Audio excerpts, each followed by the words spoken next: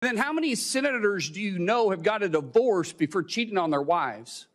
Did you ask them to step down? You guys make sure you make a big show and point out the hypocrisy because a man's made a mistake. Willing to see friends die for this country.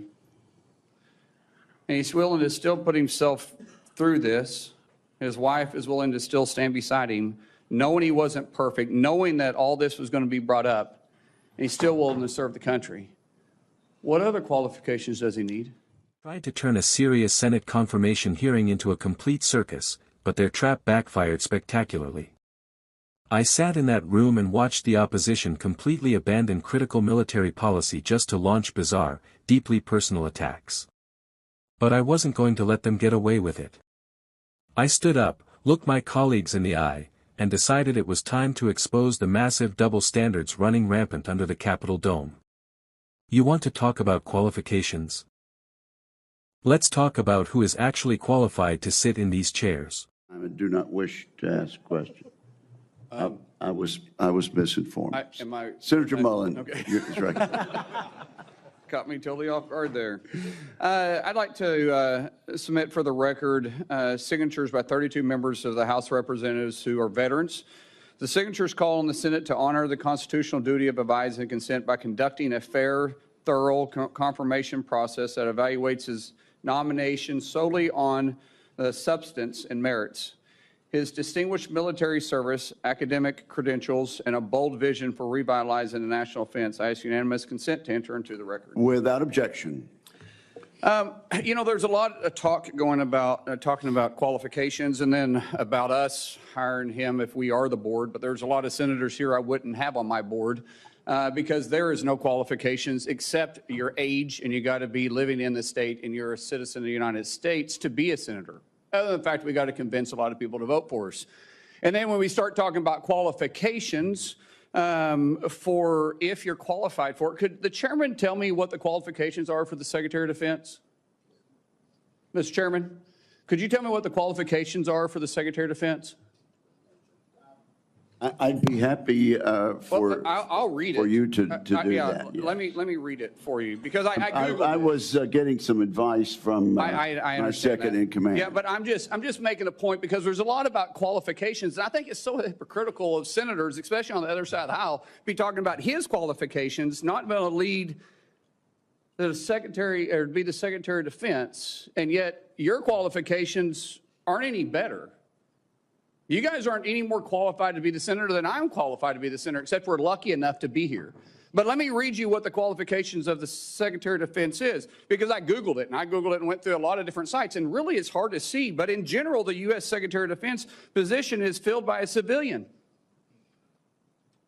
That's it.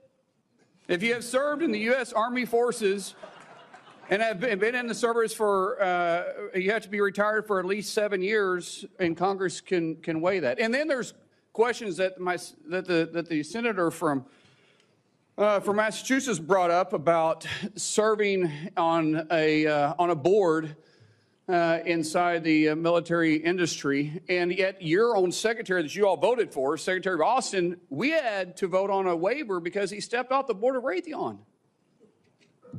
But I guess that's okay because that's a Democrat Secretary of Defense. But we so quickly forget about that. And then Senator Kaine, or I guess I better use the senator from Virginia, starts bringing up the fact that what if you showed up drunk to your job? How many senators have showed up drunk to vote at night? Have any of you guys asked them to step down and resign from their job? And don't tell me you haven't seen it because I know you have. And then how many senators do you know have got a divorce before cheating on their wives? Did you ask them to step down? No. But it's for show. You guys make sure you make a big show and point out the hypocrisy because a man's made a mistake. And you want to sit there and say that he's not qualified? Give me a joke. I mean, it is so ridiculous that you guys hold yourself as this higher standard and you forget you got a big plank in your eye. We've all made mistakes. I've made mistakes. And Jennifer, thank you for loving him through that mistake. Because the only reason why I'm here and not in prison is because my wife loved me too. I have changed, but I'm not perfect. But I found somebody that thought I was perfect. And for whatever reason, you love Pete, and I don't know why. But just like our Lord and Savior forgave me, my wife's had to forgive me more than once too, and I'm sure you've had to forgive him too. And so thank you. So before I go down this rabbit hole again, tell me something about your wife that you love. She's the smartest, most capable, loving, humble, honest person I've ever met. In addition to being incredibly beautiful. Don't forget about your kids. I'm supposed to talk about my kids? No, well, she's also the mother. Oh, an amazing mother. Yes. Of our blended family of 7 Brother, kids. I'm pulling you which love along. her. I'm trying to help you here. You know, do you believe that you're going to be running the Secretary or the Department of Defense by yourself? Senator, absolutely not.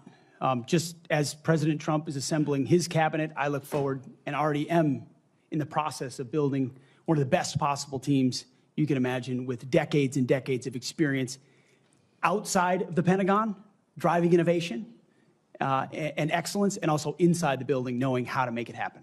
Yes, sir.